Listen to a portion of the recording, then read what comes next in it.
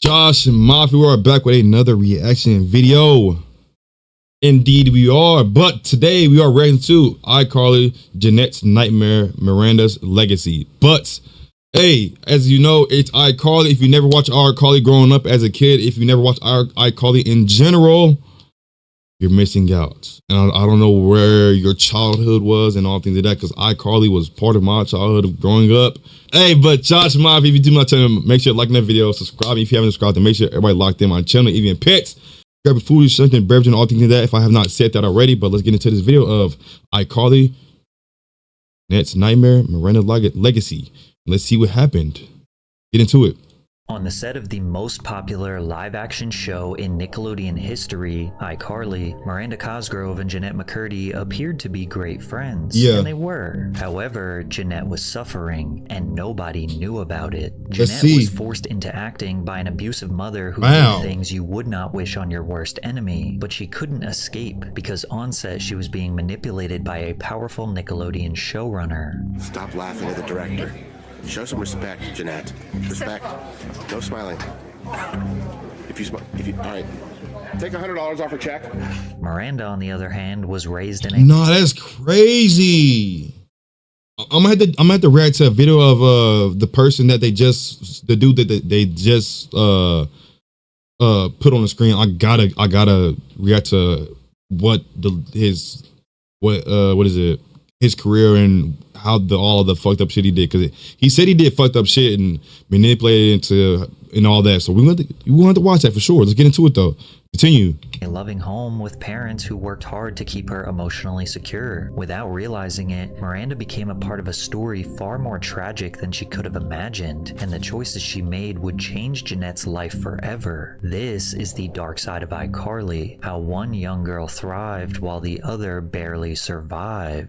Jennette's life started out as nothing short of hell on earth. Born in Southern California to a poor Mormon family, Jennette grew up witnessing her mom, Deborah McCurdy, battle stage 4 breast cancer. After learning about her diagnosis, Deborah became a hoarder, attaching meaning and significance to even the tiniest objects. Their home quickly became suffocated by overwhelming piles of random stuff. It got so bad that Jennette and her brothers could no longer sleep in their own bedrooms and had to resort to gymnastic mats laid on the floor in the living room. It really did not feel like a home. It felt like a place of chaos and of turmoil and turbulence. Jennette's mother always dreamed of being an actor, so she projected her own unattainable aspirations onto her daughter, and despite her daughter being a shy and uncomfortable performer, she was clearly a promising young talent. No, that's crazy. I'm not gonna lie. Like, and then it'd be some parents, like, it's like if a parent or some shit, they don't, like, if they want to do something and they couldn't do it, it's like they force their kid, they force it onto their kid and all that shit. Like,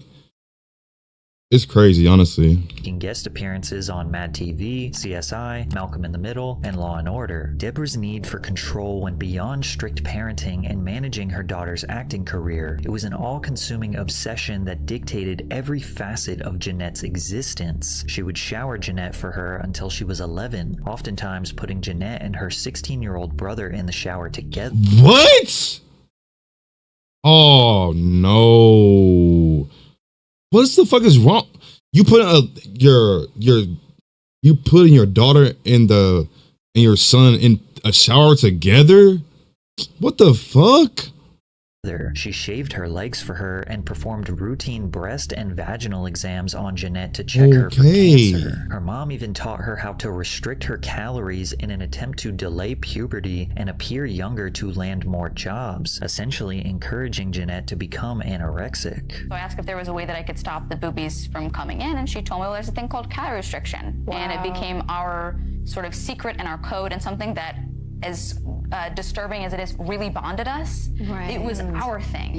No one else got this thing. We got this thing. I can look at you from across the room and know you got me and I got you, and we were just in the disease, in the sickness, but there was a connection that the sickness created that I, of course, couldn't see at the time. Her favorite foods soon became sugar-free popsicles, applesauce, and unsweetened iced tea, and her dinners often consisted of iceberg lettuce with dressing spray and ripped up pieces of low-calorie. What is iceberg lettuce? Let me know what iceberg lettuce is. Dressing spray. Never heard of that. think I did. I don't know. Y'all let me know what iceberg lettuce is. I think I heard of dressing spray. Ripped up pieces of low-calorie bologna. I know what bologna is, obviously. It's just the other things. Baloney. This also made for a confusing dynamic as Jennette's character on iCarly was obsessed with food, constantly indulging in binge eating, which to her almost felt like a mockery of her real life. But again, nobody knew what Jennette's mother was doing to her. Not only was she a malnourished child, but she also dealt with the same stresses of adult actors on set. It's a good question. I remember I would cry on several occasions when it just felt like it really got to be too much, and I'd tell my mom, I don't want to do this anymore, but she would either say like, Net, you don't mean that, or she'd say, well, we need this. So there were kind of two different arguments that she would hit me back with, and then I'd feel guilty. And, would keep doing it. Which is why when she landed the role of Sam Puckett on iCarly at age 14, she thought it would be a breakthrough moment. Everything's going to be better. Mom will finally be happy. Her dream has come true. Unfortunately, iCarly was not going to be the saving grace that Jennette had hoped for. But the one bright spot was the close friendship she formed with her co-star, Miranda Cosgrove. Unlike Jennette, Miranda's parents never intended to force their child into the entertainment industry. An agent discovered Cosgrove at a Los Angeles food festival with her parents. Her mother, Chris, inspected the business card but remained hesitant to put her child in front of the camera. So they started off slow, first getting her appearances in Burger King commercials and then occasionally auditioning for theater and television roles. However, Miranda's life drastically changed after securing her film debut in the comedy School of Rock. The film stars Jack Black as Dewey Finn, a down-on-his-luck musician who poses as a substitute teacher at a prestigious prep school. He then discovers his students are musically talented and secretly turns them into a rock band to compete in the Battle of the Bands. Cosgrove plays the role of Summer Hathaway, the hilariously uptight and naive band manager. What's the matter?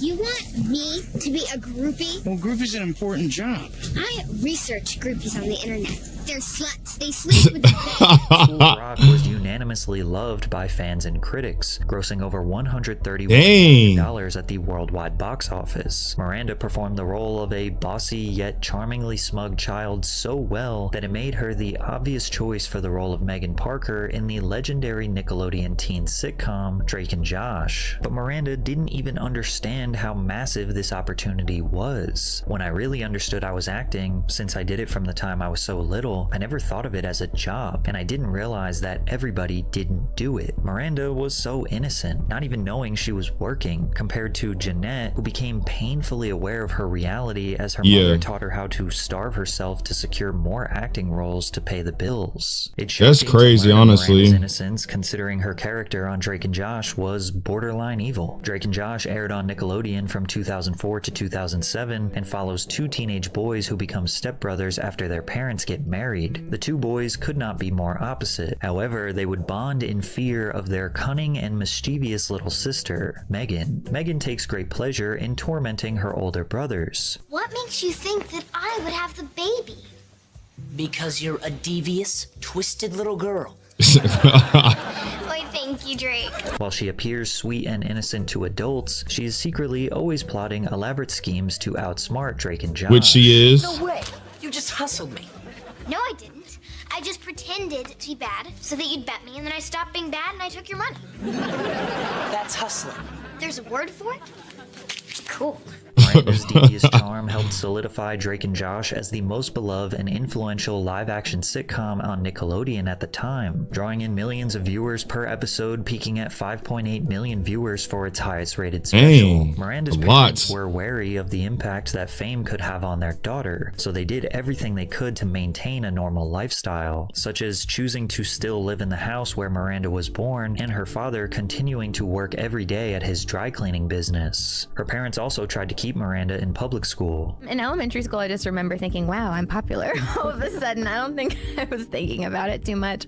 And I remember like the kid that I had a crush on who didn't know I existed all of a sudden talked to me. Like it was, I think I just thought things were coming up roses. However, by the time she reached 6th grade, her acting schedule clashed with her education and Miranda needed to make a huge decision. It took a lot for my mom to give in. I remember her asking, "Are you sure you want to do this? Are you sure you want to stay in acting?" And also noticed that 10 and 11-year-old 14-year-old Miranda Cosgrove actually had a choice, something that most other child actors don't have. She ultimately chose to pursue acting and leave a normal life behind. Miranda immediately transitioned to private schooling on set with Drake and Josh. I remember when I was doing schooling, at first you guys were with me, and then within 6 months, you both were no longer. I don't remember if it was because you graduated or if it was because God, I kept saying to my mom, where did Drake and Josh go? Kevin, the teacher, you remember Kevin? Oh, Kevin Mall, I remember him, yes. Kevin Mall. He used to make me raise my hand. I was the only one when you guys left in the classroom. They made you raise your hand and you were the only one in the classroom? Yes, he said he was preparing me if I ever had to go back to regular school. Most child actors in Miranda's position, like Jennette, feel extremely isolated, missing out on normal childhood experiences while they spend long hours on set under the intense pressure to perform. Their social circles are typically limited to co-stars, adults, and industry professionals, which never gives them a break from essentially this made-up fantasy world they live in. But Miranda's parents made key decisions that set her on a much different path than Jennette. The California Labor Code, Section 1308.5, requires that a parent or legal guardian be present at all times when a minor is working in the entertainment industry. Since Miranda's mom was always hovering around her on set, she kept her in check. In one instance, Miranda unintentionally ignored someone leaving her dressing room, and her mother made sure she acknowledged their presence and said goodbye. "Miranda," Chris said sharply, "someone said goodbye to you." Cosgrove stopped short and turned around. "Oh, I'm so sorry," she said earnestly. "Goodbye. It was nice to meet you." It may seem small, but enforcing normal social rules and instilling discipline into a child who could have easily turned into a diva is likely what helped Miranda become so normal. I actually do cuss a little. Do you? Also, yeah. What's your favorite curse word? Probably Drake and Josh ended. I remember I was like, where this fucking what is it? Because it was like something going around, like that voice sounds familiar. It was her the whole time. I found like the meme like not too long ago, and she was behind the whole thing. Like I was like, the voice sounds familiar. It was her the whole entire time. I'm not just finding this out now, but I found this like not too long ago. When Miranda was just 14 years old. With plenty of years ahead of her and obvious star power as a child actor, Nickelodeon had no choice but to build a new show around Miranda. That show would bring together two young girls who were living drastically different lives behind the scenes. Dan Schneider, who was the head producer, writer, and creator at Nickelodeon, originally planned to create a show where Miranda plays a normal girl who gets cast to star in her favorite TV show called Starstruck. However, he would ultimately scrap the idea and begin the development for iCarly, a show about a group of teenagers running their own online web show, long before YouTubers and social media influencers became household names. We're gonna make spaghetti tacos! Edition invented by my brother Spencer, whose real name is Letitia McPeanuts. iCarly was way ahead of its time because it predicted the rise of online entertainment and showed how young people could build an audience outside of traditional media platforms. iCarly also had a real website where they asked fans to submit content and participate in challenges. The show's humor, quirky characters, and fast-paced storytelling feels like you are watching a kids-oriented YouTube channel or a Twitch show, except with an unreasonable amount of foot jokes. And this week we found the biggest weirdo yet. There he is, peeling a banana while he waits for the bus. Now, you think he's gonna eat the banana, right? Well, think again! Yep, there The he goes. peel? The peel, what a freak. And that's why the new champion of Who's That Weirdo in My Neighborhood is Crazy Fruit Dude! Miranda portrayed a character that was similar to her real-life personality, sweet, wholesome, and silly. Jennette's character, Sam, almost hit a little too close to home. Sam Puckett was known for her tough, no-nonsense attitude, sarcastic humor, and rebellious spirit. I got kicked out of the cafeteria for slapping Gibby with a piece of pizza. Why did you slap Gibby with a piece of pizza? I found it on the floor. I wasn't gonna eat it. However, the writers included a darker side to Sam, making her one of the most complex characters on the show. She can definitely be seen as problematic and borderline toxic at times, frequently resorting to physical violence, which could make her seem like a straight-up bully. I don't see a car. All I hear is a lot of prattle, and She can also be manipulative, pressuring Carly into decisions that could get her friend in trouble. But looking beneath that layer, you can also see Sam as a victim of self-destructive behavior, especially considering her on-screen relationship with her mom, which again, I should remind you that nobody knew her struggles with her real mother. Her iCarly mom, Pam, was irresponsible and often absent. Sam was constantly locked out of her house, finding her own food, and was clearly lacking guidance, which may have forced Sam to develop a tough exterior. Mom? I know who I am. I love you. Mother. Well, what, you think I don't love you? You never say it. Well, it's not easy to say I love you to a daughter who thinks I'm, you know, scummy. I don't think you're scummy. All the time. Really? Yeah, really. iCarly is considered by many to be the greatest Nickelodeon live-action show in history, and the numbers would agree. The series averaged over 6 million viewers at its peak, and the most watched episode, I Saved Your Life, aired to 11.2 million viewers, which is the second most viewed telecast in Nickelodeon history. You would think Miranda and Jennette were on top of the world, but a decade later, we would find out the horrors going on behind the scenes. In Jennette's memoir that was released in 2022, she describes the grim experience working with the creator, which many have interpreted to be Dan Schneider. McCurdy wrote that the creator was mean-spirited, controlling, and terrifying, firing children over basic mistakes and making grown men and women cry with his insults and degradation. You can see a glimpse of this alleged behavior as Dan often walked around the set with his own personal camera, filming behind-the-scenes content to share on his personal blog, danwarp.com. Stop laughing at the director. Show some respect, Jennette. Respect. No smiling. All right. Take $100 off her check. Although it seems like he is just joking, knowing what Jennette was feeling inside drastically changes the perspective of a clip like this. Jennette also made major accusations that Schneider supplied minors with alcohol, quoting him as saying, "The Victorious kids get drunk together all the time. The iCarly kids are so wholesome. We need to give you guys a little edge." This allegation may have been corroborated by the actor who portrayed Beck on Victorious, who posted a TikTok that read, "When you don't remember the plotline to a single Victorious episode, but you remember going out partying every night." Jennette even claimed that Dan would provide unsolicited shoulder massages or demand others to give him massages, to which Dan admitted to. Let's talk about the massages. Okay. Watching the content yesterday, it was disturbing. It was wrong. It was wrong that I ever put anybody in that position. It was the wrong thing to do. I'd never do it today. I'm embarrassed that I did it then.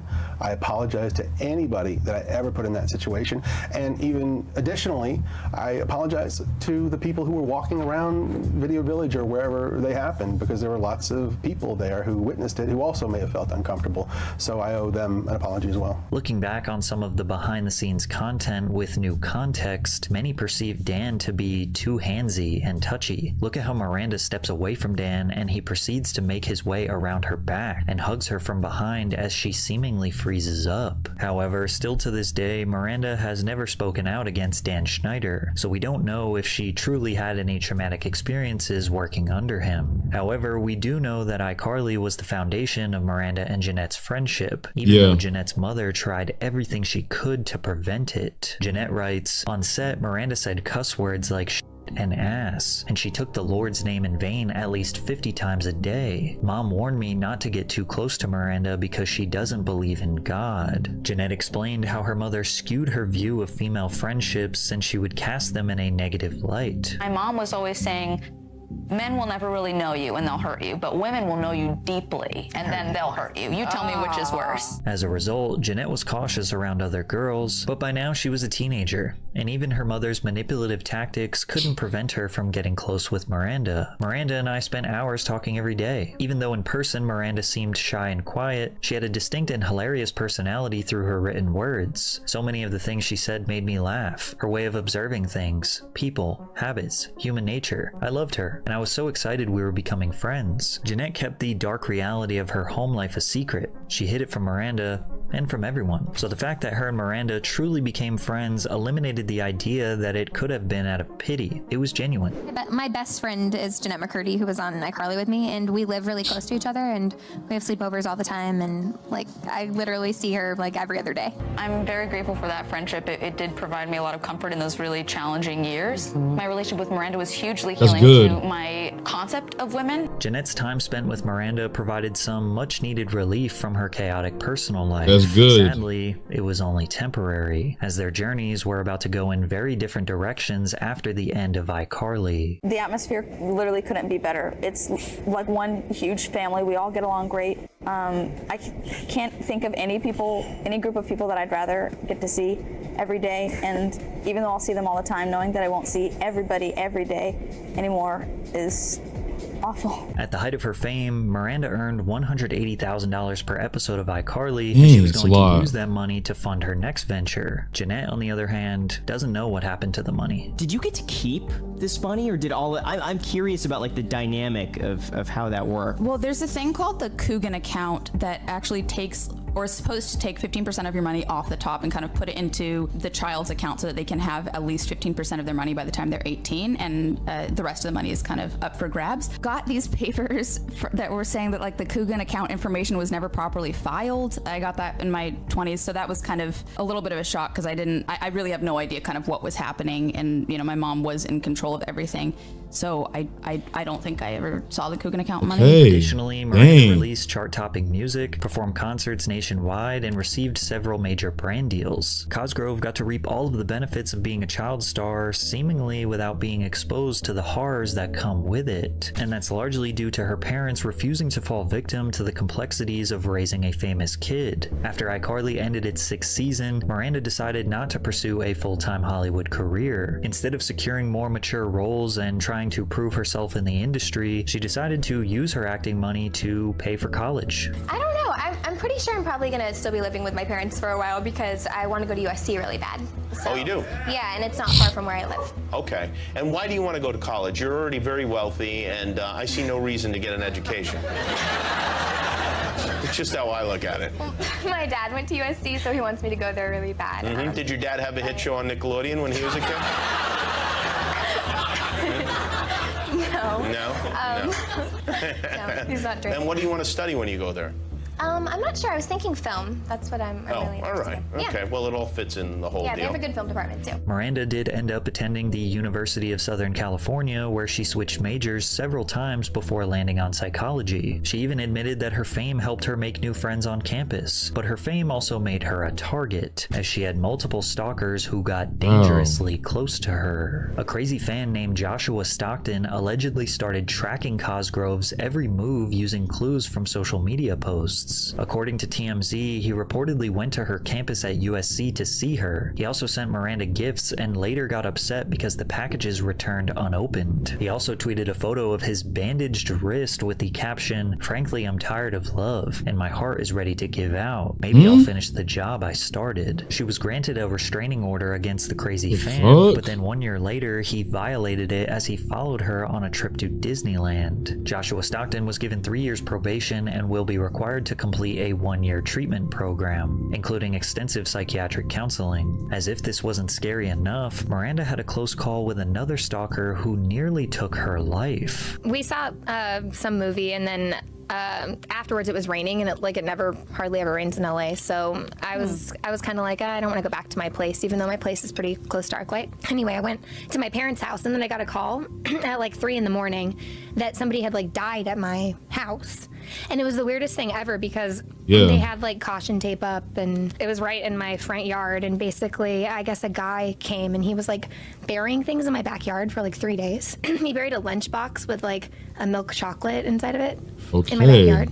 And then he buried knives and a rope and a bunch of random stuff. I found out later that all that stuff was there, and that he had been pacing in my backyard with a gun. He also looked crazy, he was wearing this long trench coat. But yeah, he was just pacing in my backyard, I guess. And because I have security cameras, so later when we looked, we figured out he was back there for 6 hours or something, waiting.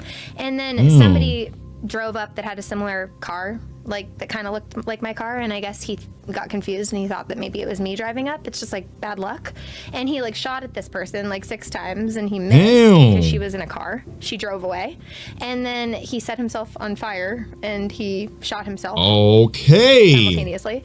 And then later, so I got a call at like 3 or 4 in the morning. This happened probably at like 1 in the morning. I got a call at like 3 or 4 in the morning saying like, where are you? Like, can you come like to your house? Because someone like themselves there, and they were trying to just like put it all together, and they still haven't really put it all together, why it happened or like what the person was doing. And then it was crazy too, they found like his car like a few blocks away and there was like blood and like hair in the trunk, and they were like, oh, he's probably a serial killer.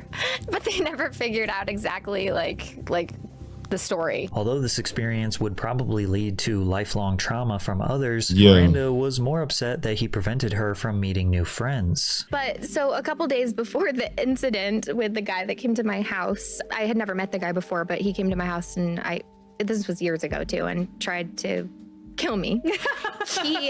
So 2 days before that happened, I had the study group at my house, and the whole time I was inside trying to get these girls to think I was cool and like me and want me to be in the group, this guy was actually in my backyard with a gun, pacing back and forth in my backyard the entire time. Oh my God. And All the girls were there? Yes, with me and all the girls studying and me bringing food in and trying to win them over.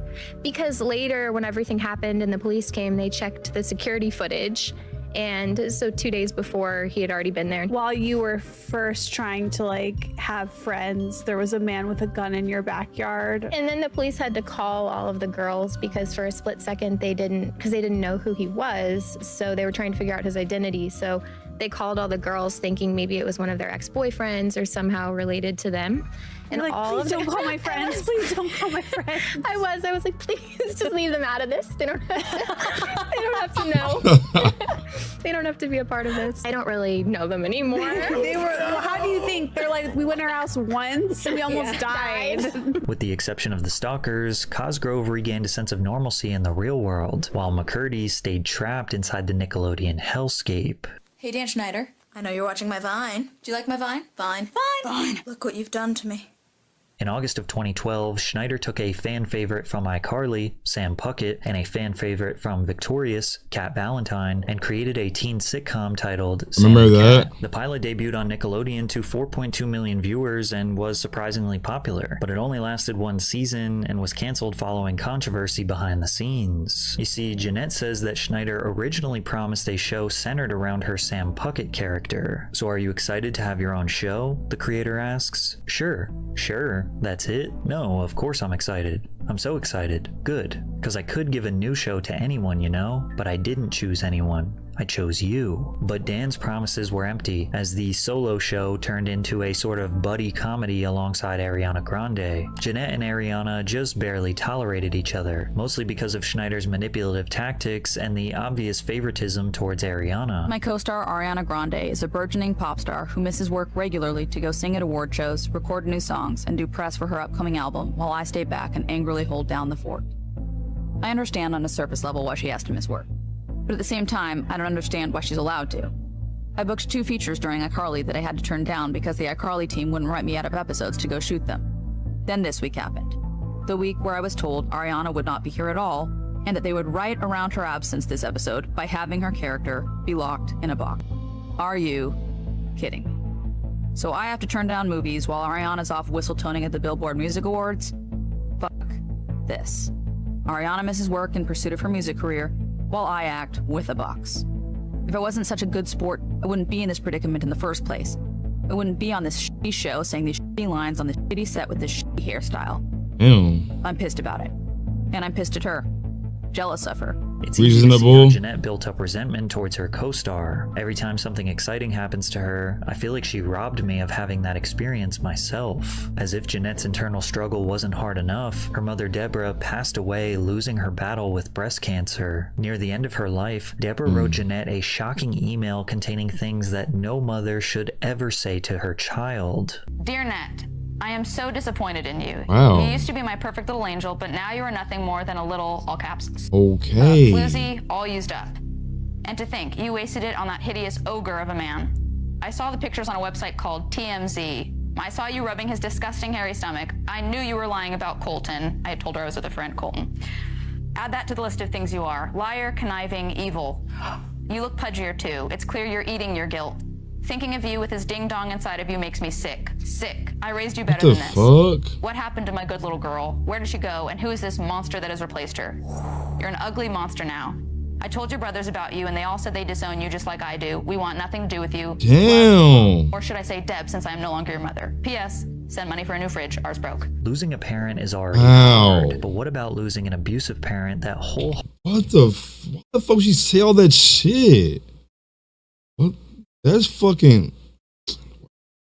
Heartedly admitted they want nothing to do with you. As you can imagine, this sent Jennette's life into a dark place. To compound the stress, McCurdy was the victim of an invasion of privacy when explicit selfies of her surfaced on the internet, which ultimately led to Nickelodeon canceling Sam and Cat, claiming both actresses desired to move on to other projects. Following her mother's passing, Jennette began to struggle with an eating disorder as well as an addiction to alcohol. As the show was airing, her mother died of cancer. Jennette says her life was spinning out of control, anorexia morphing into bulimia and alcohol abuse.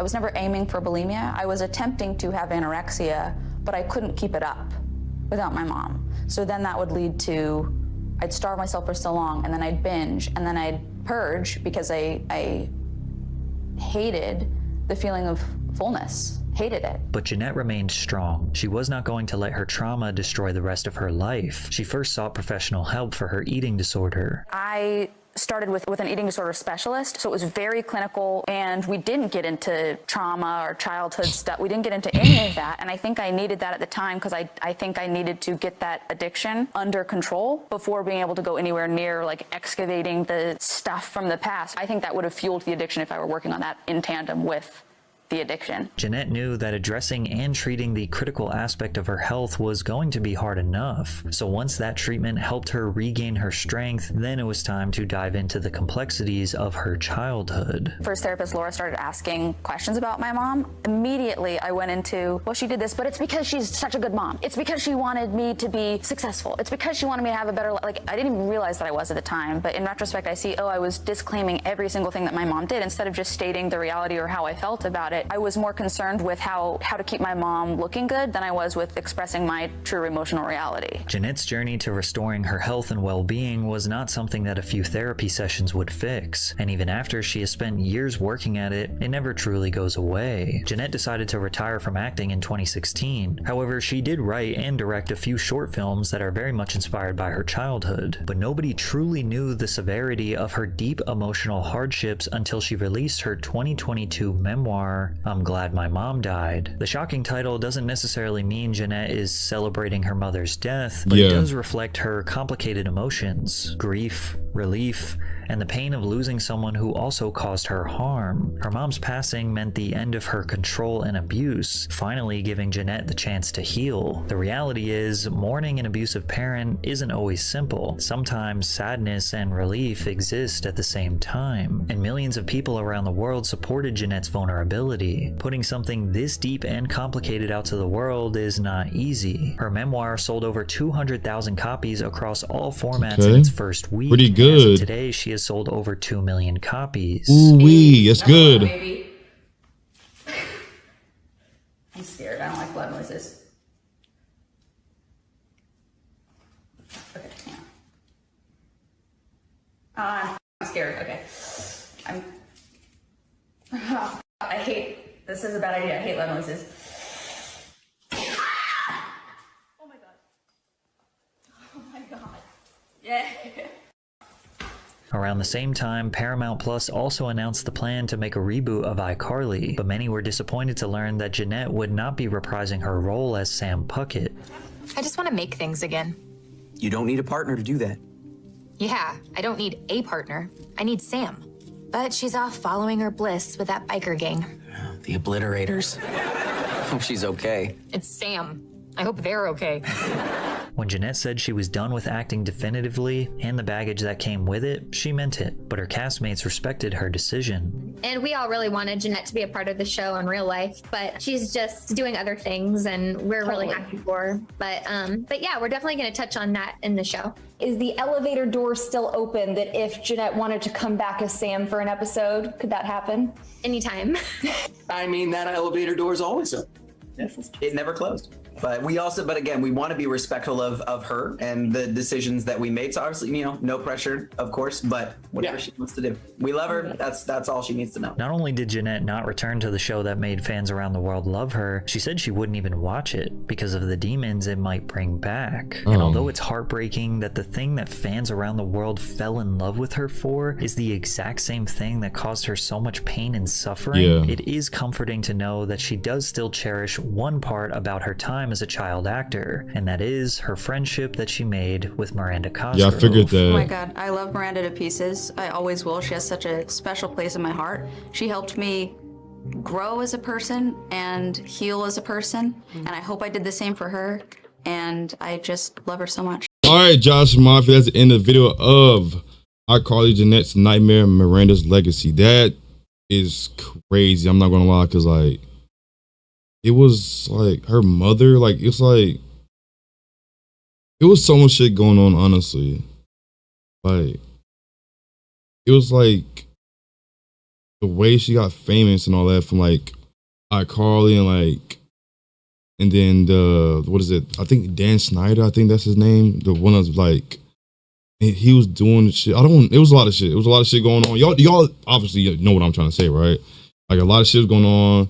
Like, and then it's like Miranda had like, her parents wasn't as bad as Jennette's her mother, because her mother was forcing the dream she wanted to do onto her daughter, and then with Miranda, it's like her mom and dad, like they was like, it wasn't as they wasn't doing what Jennette's mother was doing, like forcing it on to them, like, oh, are you sure you want to do this, all things like that. But hopefully y'all understand what I was trying to say, because I feel like I was confusing some of y'all. But that is the end of the video. If you made it to the end of the video, make sure you're liking the video, subscribing. If you haven't already subscribed, to make sure everybody's locked on my channel, even if parents need to be locked in.